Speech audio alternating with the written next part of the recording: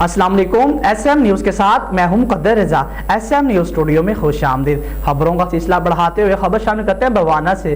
बवाना में लोगों के मसाइल सुनने के लिए SP investigation madam Kausar Parveen की चौकी जामिया आबाद में खुली कचहरी लगाई गई। मज़ीद तफसीलात बता रहे हैं SM न्यूज़ के नुमाइंदे मोहम्मद अफजल रुमाना। जी अफजल, आगाह कीजिएगा इस हवाले से।